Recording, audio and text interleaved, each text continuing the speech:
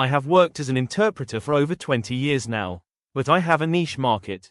The industries of my home country that require interpreters, particularly from vernacular languages to English, hire me. I think this is the kind of job that doesn't require much advertisement, because not everyone is an interpreter. It is a distinct skill.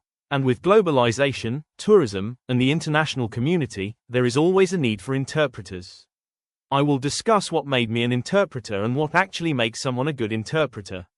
There are specialised disciplines on interpreting in universities in different countries. One of the reasons for this is that those countries are multicultural. Here in my country, people are not as diverse as in other countries. It is largely a monolingual country. But still, there are activities and trades that require professional interpreters. There has been a strong social emphasis on learning English.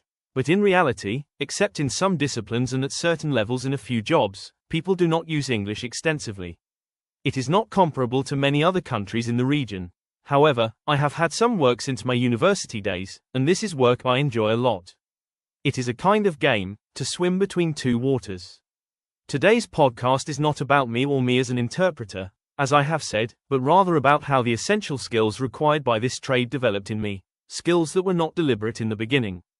I think that when I first learned there was something called poetry in every language, and I happened to fall in love with it very early. That was the major factor that brought me into interpreting.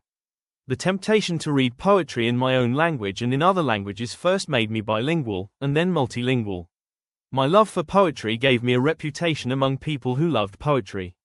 Gradually, people began to believe that I understood meanings very deeply. I would not disagree that this belief worked as an incentive for me to intensify my practice, navigating between different languages, driven by a deep desire for poetry. Poetry is not limited to poems alone. I started exploring poetry in everything. That gave me meanings that were deeper and more profound than what one can get from reading newspapers alone.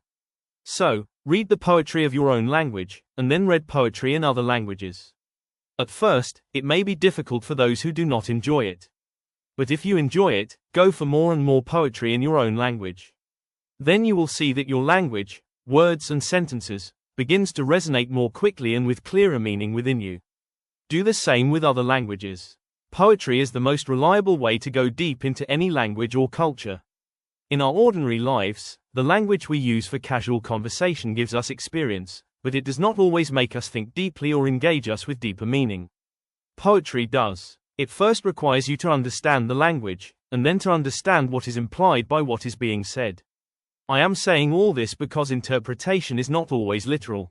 You have to understand the mind and expression of two distinct cultures, two linguistic ecologies of different populations. The more poetry you read, poems and poetry and everything, the more you understand what is truly being communicated. Reading poetry can make you more adept in language than almost anything else. At a certain point, you realize that you can understand the same idea across languages in the same way, and not only that, you can convey the meaning and emotion in the same way.